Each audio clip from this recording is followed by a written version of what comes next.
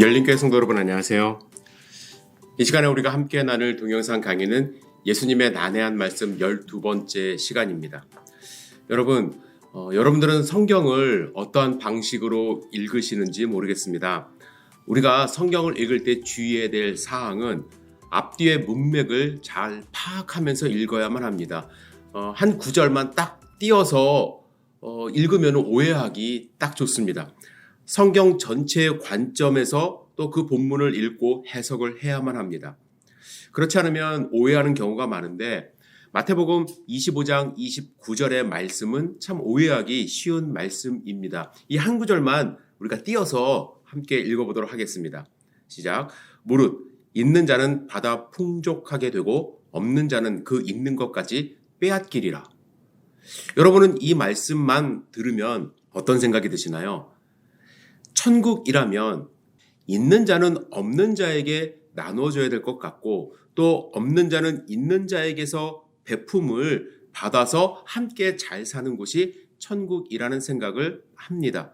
그런데 이 말씀만 띄워놓고 생각을 하면은 잘 이해가 되질 않아요. 그래서 이 말씀을 잘못 이해한 분들은 오용하면서 부정적인 방법으로 재산을 불리고 없는 자들의 것을 빼앗으면서 예수님이 이렇게 말씀하셨다라고 이제 인용하는 경우가 있습니다. 그래서 먼저 우리는 마태복음 25장의 이 말씀이 어떠한 맥락 속에서 예수님이 하신 말씀인지를 먼저 알아야만 합니다. 마태복음 25장은 그 앞에 있는 24장의 연장선상에서 하신 말씀입니다. 그래서 1절에 그때에라는 그 때를 말씀하시는 그 부분이 나오는데 이 때는 어떤 때인가? 지금 현재의 삶보다는 미래에 올 종말론적 시간을 얘기하시는 것입니다. 예수님이 다시 오시고 하나님의 나라가 완성될 때 그때를 말씀을 하시는 것이죠. 그때는 믿는 사람들에게는 축복의 시간입니다. 하나님께 칭찬받고 하나님과 영원토록 함께 살아갈 수 있는 그 천국이 시작되는 하나님의 나라가 완성되는 그 시간이기 때문이죠. 하지만 믿지 않는 자들에게는 멸망의 시간, 곧 심판의 시간이라고 할 수가 있습니다. 여기서 우리는 종말론적 신앙과 말세적 신앙을 구분을 할 줄 알아야 되는데 종말론적 신앙은 예수님이 다시 오실 것이라는 확신을 가지고 오늘을 최선을 다해서 살아가는 그러한 신앙인의 모습입니다. 반면에 말세적 신앙은 이제 세상 끝이야. 이제 다시 오지 않아. 라고 하면서 현실을 도피하고 세상에서 도망치듯이 살아가는 것. 그래서 어떤 분들은 자기 마음대로 또 타락하면서 즐기면서 살아가는 경우가 있고 또 어떤 분들은 염세적으로 이제 세상이 끝나면 어떡하나 라는 생각으로 믿음 없이 살아가는 그런 모습을 갖는 것이 말세적 신앙입니다. 하나님은 우리에게 어떠한 믿음을 요구하시냐면 종말론적 신앙을 요구하시는 것입니다. 그래서 예수님은 우리에게 종말론적 신앙을 갖기를 원하면서 이제 25장에서 세 가지 비유, 우리가 어떻게 살아갈지에 대해서 말씀을 하시는 것이죠. 그 말씀 안에서 아까 읽었던 29절의 말씀, 25장 29절의 말씀을 우리가 이해를 해야 한다는 것입니다. 그래서 오늘은 세 가지 비유에 대해서 같이 말씀을 좀 나눠보고 싶은데요. 첫 번째 비유, 여러분들이 잘 아시는 열처녀 비유입니다. 이 비유를 하신 궁극적인 목적은 13절에 깨어있으라는 것입니다. 예수님이 언제 올지 모르기 때문에 그날과 그때를 아무도 알지 못하기 때문에 우리는 영적으로 깨어서 살아야만 합니다. 비유에 보면 신랑을 맞으러 간 열처녀가 있죠. 열처녀는 신부가 아니고 신부를 도와주는 들러리와도 같은 사람들입니다. 이 결혼식이 제때에 제대로 일어날 수 있도록 도와주는 도우미라고 할 수 있죠. 그런데 이 도우미 가운데 두 부류가 있다고 말씀을 하십니다.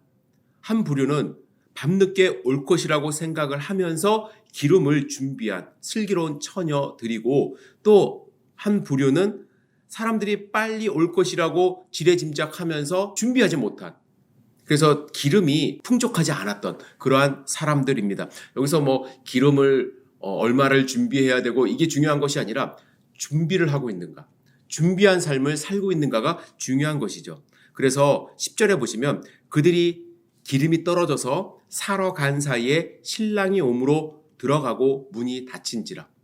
기름을 미처 준비하지 못한, 깨어있지 못한 사람들은 천국잔치, 결혼식에 참여하지 못한다고 말씀을 하십니다. 언제 오실지 모르기 때문에 늘 준비하고 사는 것이 종말론적 신앙을 살아가는 사람들의 삶의 태도입니다.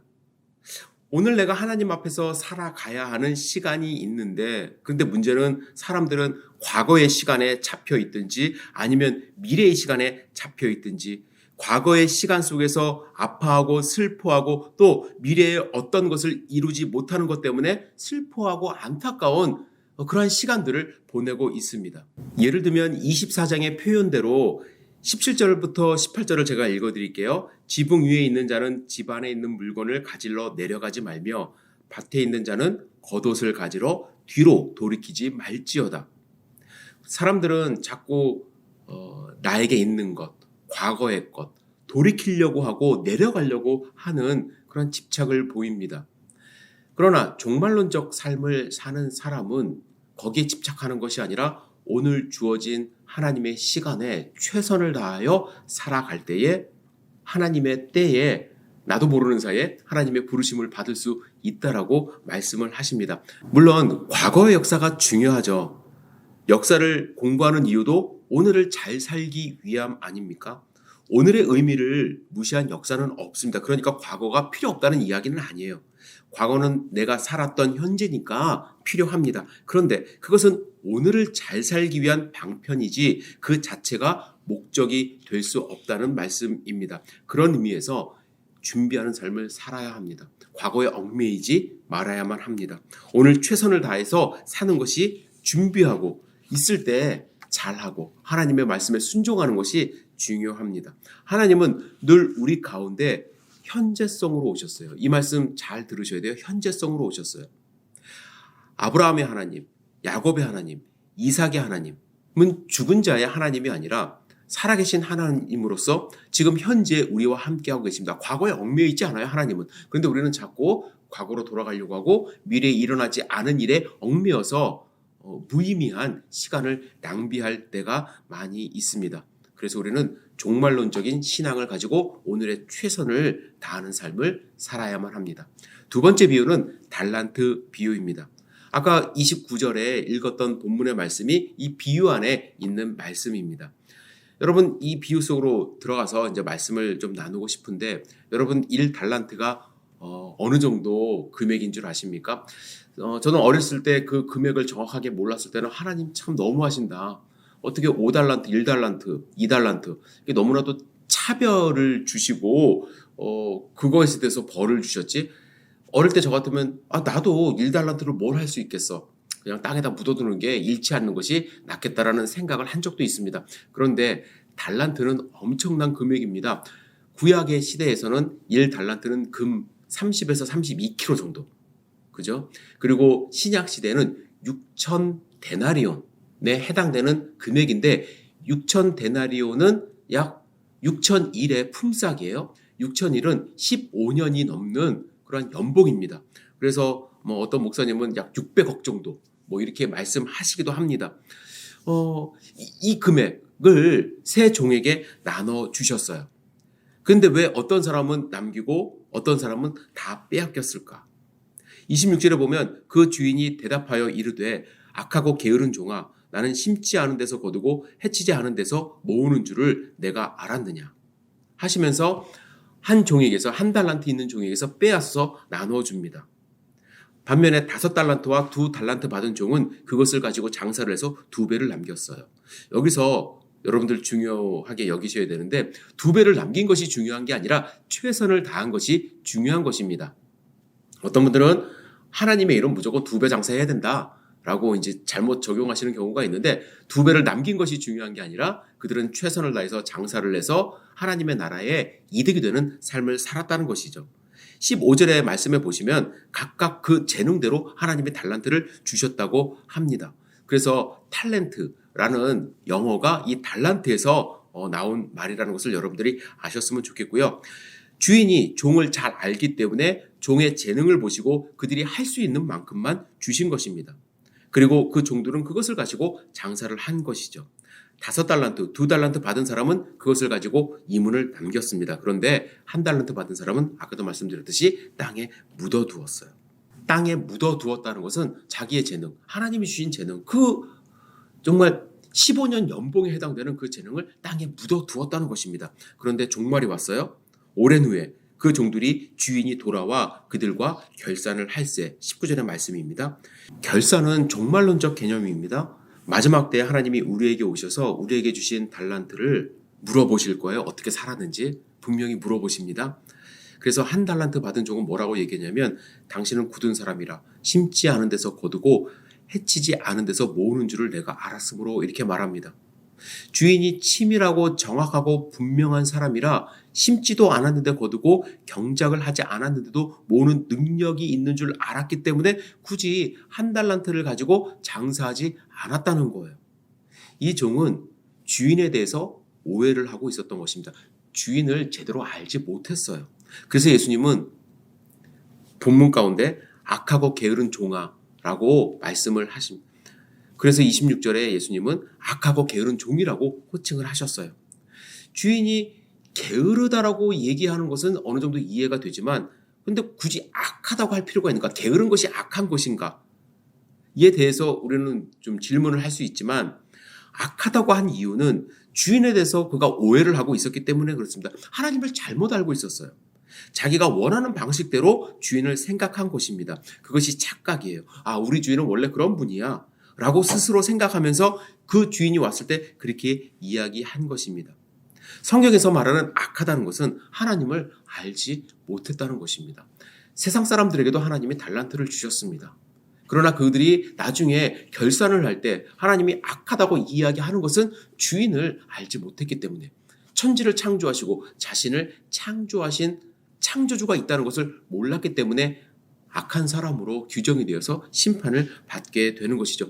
그리고 마찬가지로 우리 믿는 자들도 정말 우리가 받은 구원은 저는 없어지지 않는다고 생각을 합니다. 그러나 최선을 다하지 못하는 삶, 하나님의 말씀을 또 하나님의 명령을 수행하지 못하는 삶은 내 스스로 돌이켜봐야 돼요. 내가 진짜로 구원을 받았는가? 하나님을 알고 있는가? 만약에 모르고 있다고 한다면 스스로 구원받은 것에 대해서 다시 한번 하나님 앞에 내려놓고 주님, 내가 주님을 만나고 싶습니다 해서 구원의 확신을 다시 얻는 것이 중요합니다. 안타까운 경우가 많이 있습니다. 어릴 때부터 그냥 교회를 다녔기 때문에 나는 구원을 받았어 라고 착각하시는 경우가 많이 있는데 그런 분들의 삶을 보면은 전혀 그리스도인으로서의 열매 맺지 못하는 삶을 살고 있습니다. 그런 분들에게 저는 도전드리고 싶어요. 내가 받은 구원이, 내가 생각하는 구원이 과연 생각만 하는 구원인가 아니면 정말로 하나님께 받은 구원인가를 다시 한번 진지하게 생각해 보시고 하나님이 주신 달란트를 하나님의 나라를 위해서 잘 사용해야만 합니다. 27절에 이렇게 말씀하십니다. 내가 마땅히 내 돈을 추리하는 자들에게나 맡겼다가 내가 돌아와서 내 원금과 이자를 받게 하였을 것이라. 이자놀이라도 하지 그랬냐는 그런 말씀입니다. 그냥 땅에 묻어두는 것보다 차라리 이자놀이라도 하는 것이 나았을 것이다.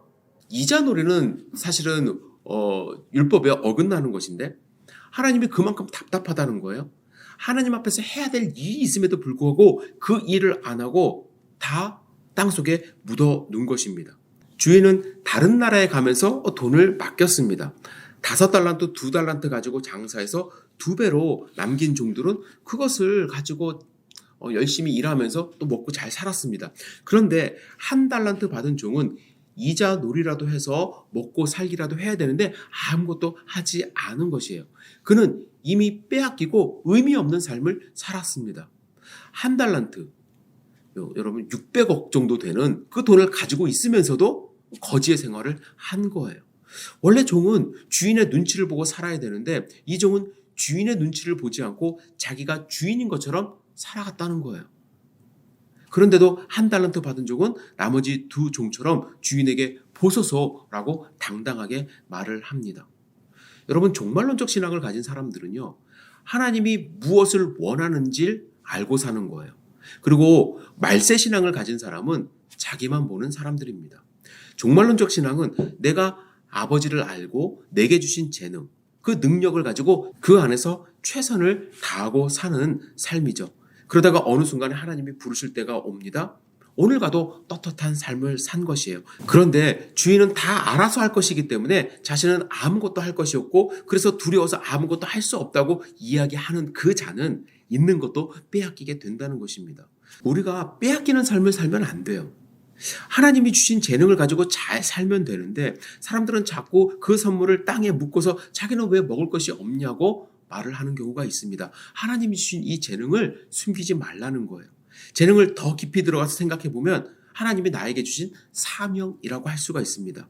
여러분 정말 끝이라고 하는 의미가 단순하게 정말 끝이 아니라 엄밀하게 따지면 있는 자에게는 더 있게 되고 없는 자는 더 빼앗긴다는 말에서 알 수 있듯이 끝이 아니라 끝에서 주시는 하나님의 그 풍성한 은혜, 믿는 자들에겐 더 큰 은혜가 있다라는 것이 바로 종말신앙을 갖는 것입니다.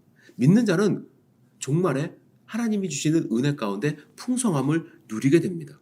이 본문 말씀은요. 그래서 종말의 관점에서 믿음의 관점에서 사명을 다한 사람의 관점에서 읽고 적용해야만 합니다. 지금 현재 삶에서 누군가 자본이 많은 사람이 없는 사람을 착취하면서 있는 자가 더 가지고 없는 자는 그것도 빼앗게 되리라. 이렇게 예수님이 말씀하셨다고 생각하시면 절대로 안 됩니다. 종말에 하나님이 오셔서 하나님이 주신 달란트를 셈하실 때에 악하고 게으른 종, 하나님을 알지 못하고 믿지 못했던 사람들은 빼앗기게 되고 또 충성되게 하나님이 주신 달란트를 열심히 활용한 사람들에게는 하나님이 주신 풍성함이 있을 거라는 관점에서 읽으셔야만 합니다. 첫 번째 비유는 시간을 하나님을 위해서 쓰라는, 그죠? 오늘 주신 이 시간을 잘 쓰라는 것이고, 두 번째 비유는 하나님이 주신 것을 가지고 더 풍족하게 잘 활용하라는 것입니다. 그러면 세 번째는 어떻게 쓸까? 활용을 하긴 하는데 어떻게 쓸까라는 관점으로 비유를 읽으셔야만 합니다. 40절의 말씀을 먼저 읽겠습니다. 너희가 여기 형제 중에 지극히 작은 자에게 한 것이 곧 내게 한 것이니라. 하나님은 지극히 작은 자에게 하라고 말씀하십니다. 하나님은 나에게 시간을 아껴 쓰라고 하시고 또 달란트를 주시면서 남기라고 하셨습니다. 그런데 시간과 달란트를 어디를 향해서 쓰느냐? 작은 자들에게, 없는 자들을 향해서 쓰라는 거예요. 있는 자가 없는 것을 빼앗는 것이 아니라 현재의 삶에서는 지극히 작은 자들에게 하나님이 주신 달란트를 사용하라고 말씀을 하십니다. 이것이 마태복음의 핵심입니다. 32절에 보면 하나님은 양과 염소를 구분하겠다고 말씀하십니다. 어떻게 구분하느냐? 35절과 36절 제가 읽겠습니다. 내가 줄일 때에 먹을 것을 주었고 목마를 때에 마시게 하였고 나그네 되었을 때 영접하였고 헐벗을 때에 옷을 입혔고 병들었을 때에 돌보았고 옥에 갇혔을 때에 와서 보았느니라. 여기서 내가는 임금님을 말합니다. 그래서 내가 언제 임금님께 그랬느냐고 37절에 따져 말합니다. 그랬더니 지극히 작은 자에게 한 것이 곧 임금에게 한 것이라고 말씀합니다.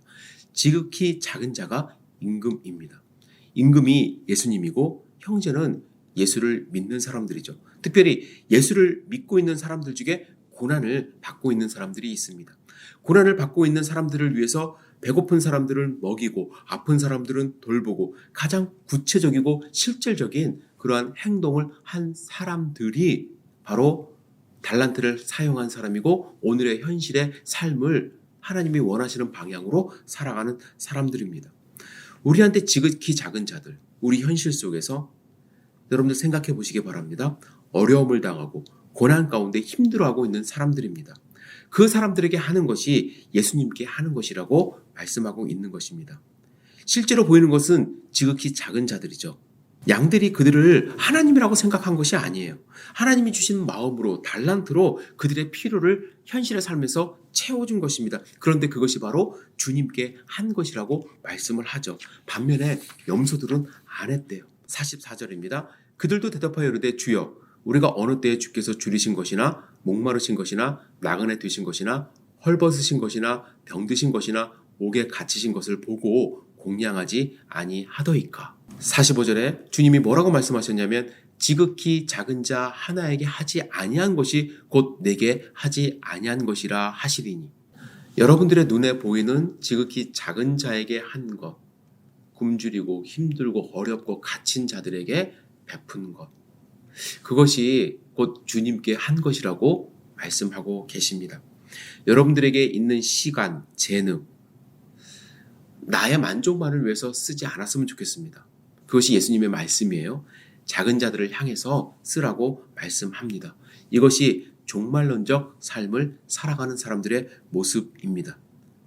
물질이 없는 사람들 뿐만 아니라 어떤 상황에 빠져 있는 사람들을 향해서 지극히 작은 자라고 할 수도 있습니다.